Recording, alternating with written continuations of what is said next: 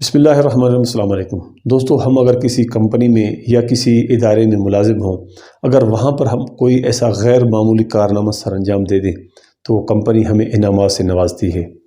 ہم بات کر رہے ہیں حضرت سلیمان علیہ السلام، جو ایک اللہ کے نبی ہیں۔ انہوں نے ایسا کون سا کارنامہ سر انجام دیا جن کو اللہ تعالیٰ نے پہلے ہی جنات کے اوپر، پرندوں کے اوپر، یہاں تک کہ رینگنے والے جانور، تمام جانوروں کے اوپر اللہ تعالیٰ نے ان کو حکومت دی ہوئی تھی۔ وہ ان کی زبان سمجھتے تھے اور ان کو کنٹرول کرتے تھے۔ انہوں نے ایسا کون سا کارنامہ سر انجام دیا کہ جس کی وجہ سے اللہ تعالیٰ نے ان کو ایسا تخت عطا فرمایا جو ہوا میں اڑتا تھا، اور ہوا اس کے تابع ہوگی۔ وہ ہوا کو جس طرف حکم کرتے، ہوا وہاں پہ چلی جاتی۔ ان کے تخت کے اوپر ان کا اپنا دربار بنا ہوا ہوتا تھا، جس میں وزیروں مشیروں کی کرسیاں، فوجوں کے سامان، اتنا بڑا تخت ہوتا تھا کہ وہ جہاں لے جاتے تھے، اپنی فوجیں وغیرہ لے جاتے تھے جہاد کے لیے یا کسی اور معاملات کے لیے جانا ہو تو اس تخت کے اوپر چلے جاتے تھے۔ اور حضرت سلیمان علیہ السلام نے اللہ تعالیٰ سے یہ بھی دعا فرمائی تھی کہ میرے اللہ، مجھے ایسی حکومت عطا فرما دیجیے کہ میرے بعد آنے والے کسی نبی کو بھی ایسی حکومت نہ ملے۔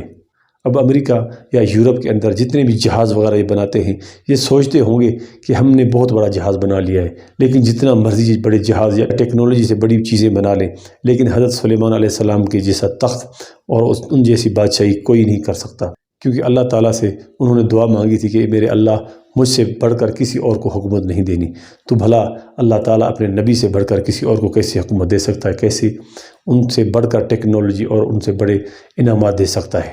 اور غیر معمولی کارنامہ سر انجام دینے والے اللہ کے نبی ہوں اور انعام دینے والے اس کے رب ہوں، تو بھلا کیسے ایسا انعام اللہ تعالیٰ دیں گے کہ اس جیسا کوئی دنیا والے ہی بنا سکے؟ حق اور باطل کا ٹکراؤ ازل سے ہی آ رہا ہے۔ حضرت سلیمان علیہ السلام نے جہاد کے لیے کچھ گھوڑے پار رکھے تھے اور کچھ گھوڑے انہوں نے دوسرے ملکوں سے منگائے ہوئے تھے، ان کا معائنہ کرنے کے لیے گئے ہوئے تھے۔ شام کا وقت تھا، ان گھوڑوں کے معائنے میں اتنے مصروف رہے، ایک گھوڑا آتا ان کو دیکھتے، سوار چڑھ کے آتا، دیکھتے ان کی خامیاں اور خوبیاں بیان کرتے، اور دوسرا گھوڑا آتا، یہاں تک کہ گھوڑے دیکھتے دیکھتے مغرب کا وقت ہو گیا۔ حضرت سلیمان علیہ السلام کی عصر کی نماز قضا ہو گئی، حالانکہ انہوں نے جان بوجھ کے نماز قضا نہیں کی تھی، وہ تو ایک غلطی سے انجانے میں قضا ہو گئی تھی۔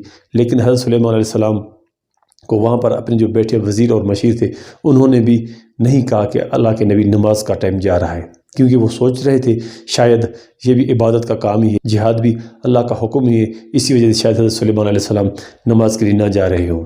حضرت سلیمان علیہ السلام نے تمام گھوڑے منگوائے اور تمام کو ذبح کرا دیا۔ اس وقت اس دور میں گھوڑے کھانا حلال ہوتا تھا اور گھوڑوں کی قربانی بھی دی جاتی تھی۔ انہوں نے گھوڑوں کی قربانی کر کے سارا گوشت مسکینوں اور غریبوں میں بانٹ دیا، اور کہنے لگے یہ ان گھوڑوں نے اگر آج میری نماز قضا کرائی ہے تو یہ مجھے جنگ میں، جہاد میں کیسے فتح دلوائیں گے؟ تو اللہ تعالیٰ کو ان کا یہ عمل بہت پیارا لگا، اور اللہ تعالیٰ نے ان کو انعام کے طور پہ ہوا ان کے تابع فرما دی۔ اور اللہ تعالیٰ نے قرآن پاک میں فرمایا کہ ہم نے ہوا ان کے تابع فرما دی ہے، اور وہ نرم ہے، مطلب جیسے وہ چلتی تھی، ان کا تخت چلتا تھا تو کوئی چیز بکھرتی نہیں تھی، اپنی ساکت برقرار رکھتے ہوئے تمام لوگ تخت پہ بیٹھے رہتے تھے۔ تو اللہ تعالیٰ نے اپنے پیارے نبی کو کیسا انعام فرمایا۔ تو آج کل کی ترقی یافتہ دنیا میں کسی ایسے ملک نے ایسا کوئی کارنامہ سر انجام نہیں دیا کہ حضرت سلیمان علیہ السلام سے بڑھ کر یا ان جیسا برابری کوئی ایسا جہاز بنا دے جس میں اتنی بڑی چیزیں آ سکتی ہوں۔ ان جیسی حکومت کسی نبی کو بھی نہیں ملی، اللہ کے کسی نبی کو بھی نہیں ملی، تو بھلا آج کل کے لوگ ایسی وہ ٹیکنالوجی استعمال کر کے بھی وہ چیز نہیں بنا سکتے۔ ویڈیو اچھی لگے تو دوستوں کا شیئر کرنی، اپنا اور اپنا خیال رکھیے گا۔ انشاءاللہ اگلی ویڈیو ملیں گی۔ اللہ حافظ۔